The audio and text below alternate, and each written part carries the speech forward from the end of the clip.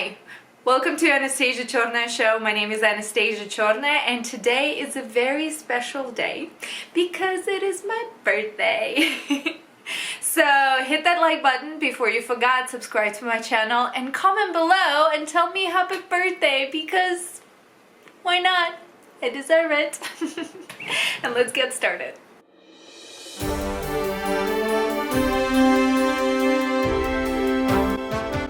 Because today is a bit of a special occasion, I figured I would tell you a little bit about myself, of my upbringing, where I come from, and specifically how I learned English. I also want to share with you some tips and tricks on how to succeed in learning English that actually helped me. When it comes to my knowledge in English, I get this question a lot, especially by native speakers. How did I get to learn English and why is it so good? As you have probably already noticed, I don't have that much accent. It does pop out sometimes, I can hear it myself, but especially if I am more mindful about the way I speak, which kind of comes with being an immigrant, and now I struggle with speaking Russian if I'm not being mindful of what I'm saying. But beside the point, I get asked that question a lot. And what I'd like to tell people is that I'm sort of a nerd when it comes to English.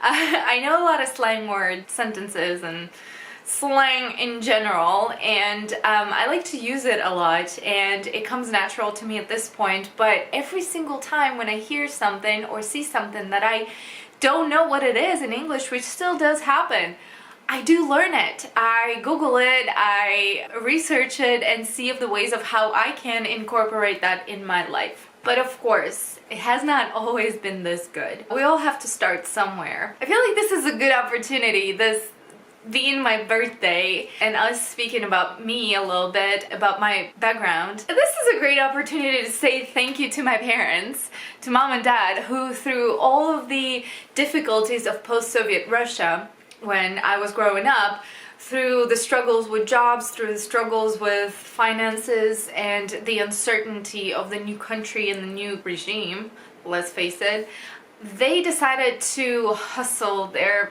heads off and put me through this new school that got founded in my hometown. That was a private school. That school was outside of the public school system. We had intense English from the first grade. If you are considering something like that, if you're considering whether public school or a school with some intensive in other languages, for instance, or economics, which was also the case in my private school, I would say go do it if you're wondering if it would be a good idea, because your kid growing up will thank you for it. I believe I got a bit of a head start when it came to studying English, because while the public schools at the time, it was late 90s, had about 1 hour of English per week, starting with 7th or 9th grade even, my private school taught English 6 hours a week, starting from first grade. And a lot of people might think that, oh gosh, that's intense, and well, shouldn't be kids like learning to do something else, like read in their own language. We had all of that, but aside from it, we also studied everything, how to learn and write in another language, which gave us an advantage because it's kind of that stage when you don't necessarily remember the struggles of learning a different language. The way it was taught was through the Junior Achievement Program that was developed by Americans, and I'm not too sure if it was developed just for, other countries studying English as a second language or not. I know that they bought books and textbooks and notebooks, which were called PACES, which we mostly worked with in the first 3 years of our studies, so elementary school. Actually, in 3rd grade, we cooked.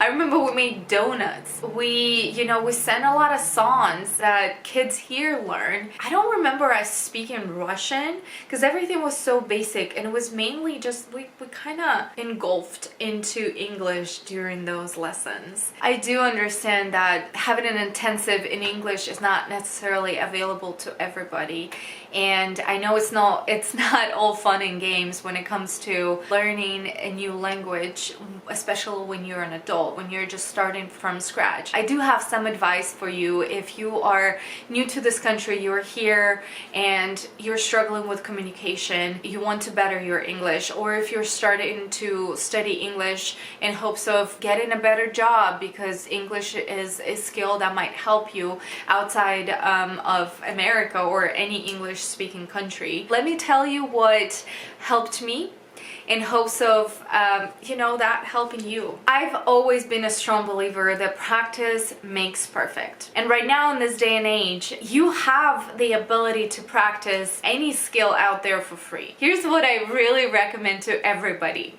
We all listen to music, right? So why not find the music that in the genre that you like the most with the English speaking bands or artists that you enjoy, and then what you can do is you can find those lyrics online, which was not necessarily available back in the day to me. I actually had to go and buy cassettes or discs at some point whenever I got my first computer, which was not until, when I was 14 probably, where those special editions of those cassette tapes or discs had the lyrics enclosed, and they were not necessarily always correct because they came from like China, and they had a lot of typos and like wrong words in them, but it was better than nothing. So I would get those tapes and I would get those lyrics, whatever I had access to, and I would learn. I would stay there with the song that I like and I would learn the lyrics until I got it down. The reason why I really like this method, and I believe it is the easiest, the fastest method to practice English and actually make it better, is because, once you know what the lyrics are and you learn them, singing that song over and over again helps you subconsciously upload the language with its specifics into your brain, and you don't really notice that you are studying this language. The second reason why I believe it is an amazing and like number one way of practicing and learning English is because when you're singing to the song, your accent kind of goes away. I don't know if you've ever noticed, but when British people sing in English, it doesn't sound British all that much, which kind of shows that the accent that you might have as not a native speaker will slowly kind of subside because you are subconsciously articulating English in the right way. There's a few things that you can do that pretty much is available to everybody. Stuff that I didn't have access to when I was growing up, when I was studying English. Through the internet, in this day of globalization, you have access to so much that you can use at home to study English. For instance, you can find videos, you can find film, you can find shows, you can find just random videos on YouTube without interpretation that you can put subtitles on, and you can start learning English through watching how people speak, the pronunciation, what language they use, the slang, the classic language, and you can see the grammar that's being used in the day-to-day kind of conversation. The second thing that I believe is quite important and very helpful when it comes to learning English is, of course, reading. Something that's fun. That's the thing. You have to find something that interests you. Don't just go about reading an encyclopedia in physics if you don't like physics. What do you like? Do you like cooking? Well, find a cookbook in English and go make some, or find some recipes online that are in English and go make that. Study English through your interests. If you're just starting to learn English, it might be helpful to start with children's books. Aside from simpler language, usually they include illustrations, which helps to condition your brain to associate a word that you read with an image. Do not study English by just opening the dictionary and then memorizing the words and the phrases that you have no use of. Memorizing English words without means of using them will not help you. One last thing that I would like to tell you guys about this. If you are here, if you're already in America, there's a lot of resources that are available for non-native speakers to get some classes. They're called ESL classes, English as a Second Language, that's what it stands for.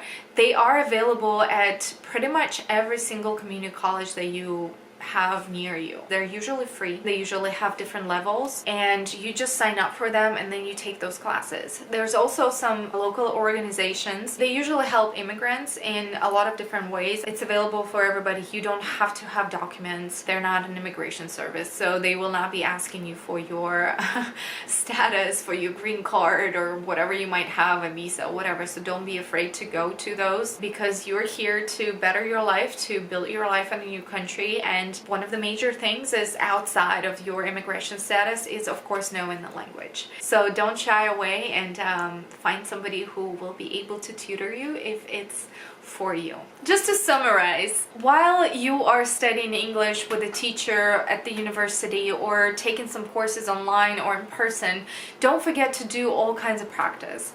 Read the books, watch the movies, sing the songs in English, or perform certain day-to-day activities substituting your native tongue with English, and all of that will, trust me, help you propel yourself to the next level of your speaking ability. Practice, practice, practice. Just remember that. Alright guys, I hope you enjoyed this video. I hope it turned out to be very helpful to you and you've learned something new when it comes to learning English.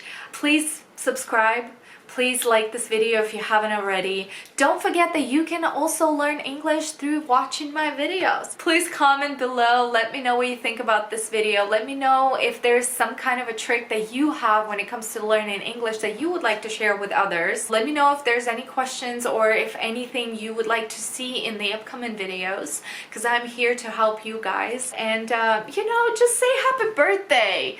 Don't be rude, you know, just, you know, because it's my birthday. Come on. It's a pandemic. I can't celebrate it with you. So, you know, just here doing this. And, oh gosh, I'm blabbing. But, thank you for watching, guys. Thank you for being here with me. Thank you for watching till the end. I will see you in the next one. Have a wonderful day. Bye-bye.